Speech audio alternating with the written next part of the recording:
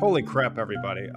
Today, Bloomberg News was reporting that the HHS, that's the Health and Human Services, is going to write a letter from their administrator directing or advising the DEA to deschedule from Schedule 1 to Schedule 3 your favorite cannabis plant. Thank you so much for tuning in. This is a historic episode of Cannabis Legalization News. It won't take very long. Miggy is traveling, so I'll have to cover it, but Bloomberg has seen a letter, so says a news article today.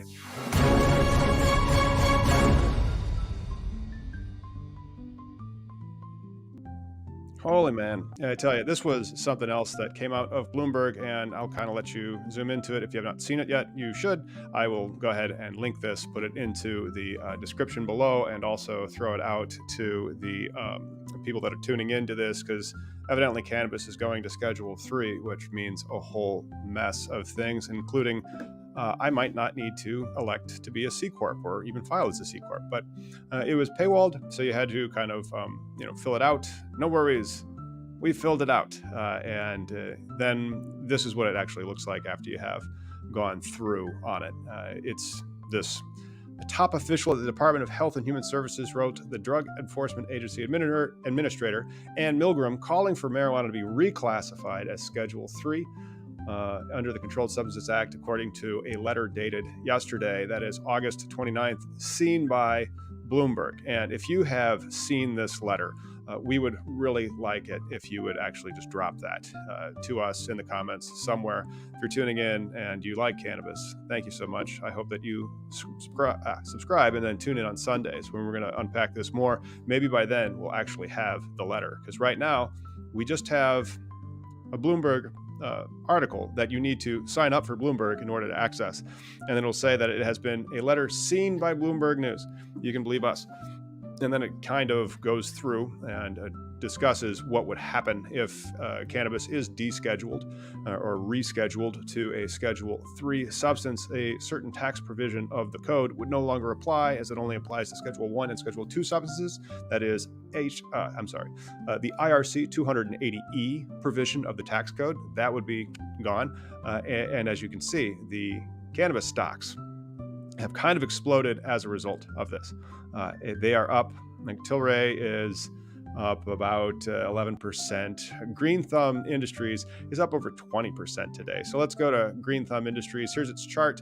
As you can see, the news is announced right about there. And then boom, big ramp up. And it's all thanks to descheduling. So all these cannabis companies may become profitable now. Even the dispensary that Miggy and I own, and you should tune in to Cannabis Legalization News here, or you can go over to Facebook and find us at facebook.com/freethc. We have a lot of people follow us there, and then a lot of people hit me up at cannabisindustrylawyer.com, hopefully a lot more. But the industry might not be double taxed after this happens.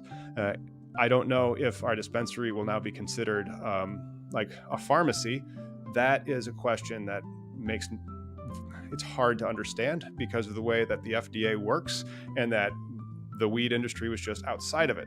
And now by putting it into Schedule 3, you're kind of like engrafting this industry that has been existing outside of it on top of it. And that's going to be regulation and rules and probably years of stuff coming.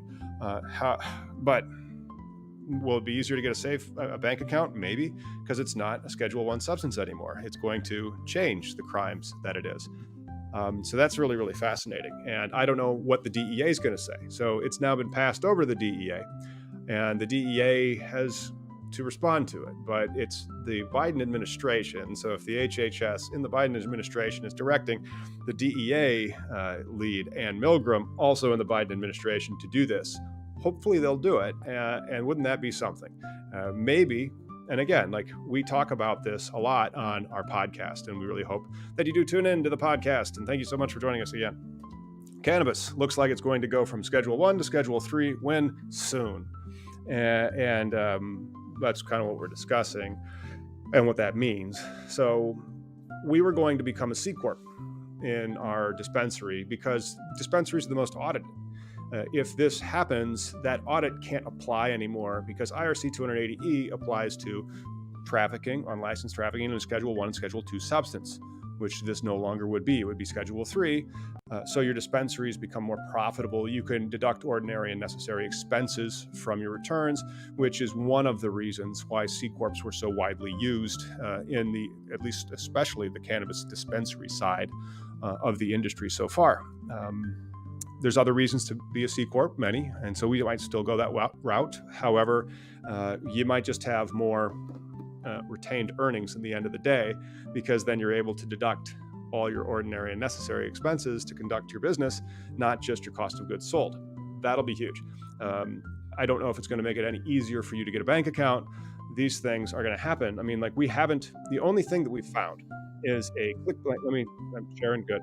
It's a clickbait style of article from Bloomberg, which you have to sign up for Bloomberg to even be able to read.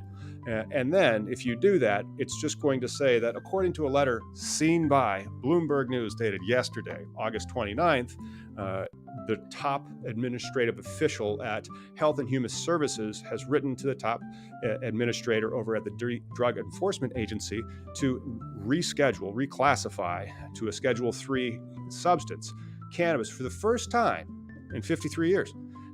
This is 51 years after the Schaefer Commission recommended not the exact same thing.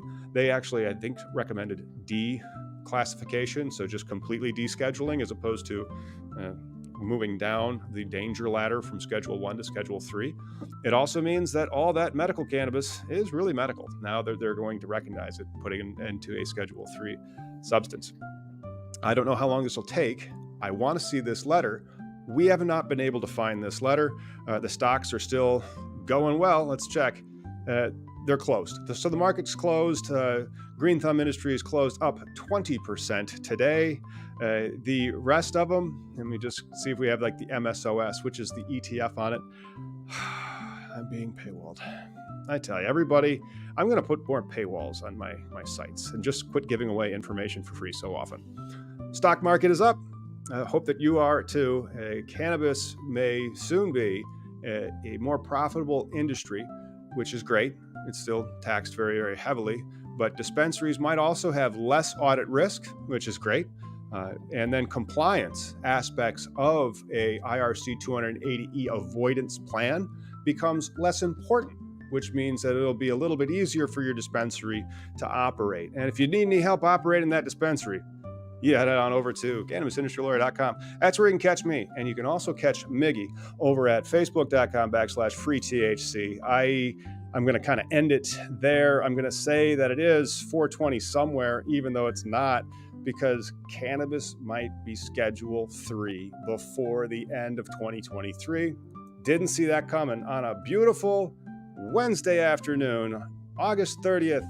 2023. Tune in to the podcast Sunday. By that time, we hope that the internet has caught up to this. I haven't heard about anybody in mainstream media reporting this yet, but maybe this letter will come out. We can see it. And then how long is the DEA going to chew on that letter before rescheduling? Tune in. We'll see you when it's 420 somewhere, everybody.